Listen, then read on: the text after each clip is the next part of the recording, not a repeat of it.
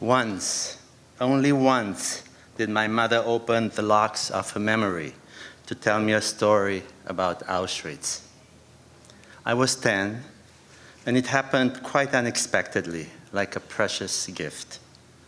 A Sunday morning, after breakfast, I was on my way out to play when I heard Mama's voice from the bedroom. "Mishika, please come here."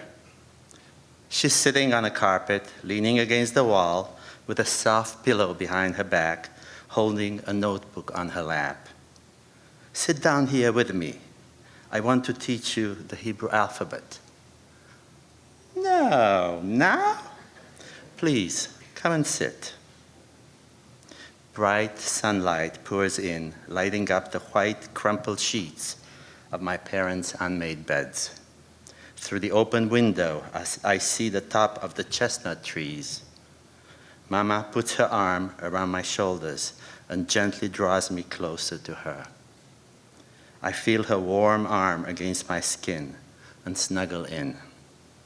She opens the notebook and draws a few strange letters. These letters don't mean much to me, so I ask, "Mama, would you tell me something about the concentration camps?" As if waiting for something, she remains quiet. I don't dare move. The warm sunlight pours in through the open windows. Mama puts the notebook on the carpet and pulls me even closer. The morning air feels still around me. I can barely hear her soft, dreamy voice, despite the perfect stillness, and I don't dare look at her, afraid that she would stop. I was taken to Auschwitz during the summer of 1944 and spent the winter in a wooden barrack without any warm clothes. During the day, I worked in a factory a long way from the barracks. I was hungry all the time.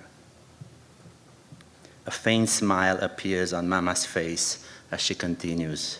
I was so hungry that I even risked my life to get a bit of extra food. Mama's voice perks up a little. One night, I got up and sneaked out of the barrack. I walked a few steps toward the fence that surrounded the camp, and then I crawled to the guards so the guards in the high post would not see me. A friend had told me about a spot where, through a hole under the barbed wire, I could get out. What if the guards saw you?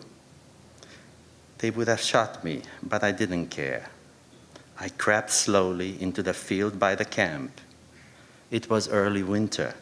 I started digging the half-frozen ground with my fingers, and eventually I found a potato. I wiped it clean on my uniform and bit into it. As the piece warmed in my mouth, I chewed. It tasted really good, and I kept it in my mouth for a long time before I swallowed. At this moment, Mama turns toward me with a smile. "Have you ever tasted a raw potato?" "No." She stands up, walks to the pantry, and returns with a small potato and a knife. She sits down by me and slowly peels the potato, lost in her thoughts, so solemn I don't dare whisper a word. Then she cuts a thin slice and puts it in her mouth. She also cuts me a small piece. It tastes starchy to me, mostly bland and raw. I look at Mama's face as she eats it, very slowly. I expect her to cry, but she doesn't. She's somewhere else, far away. "That potato tasted so good," she says.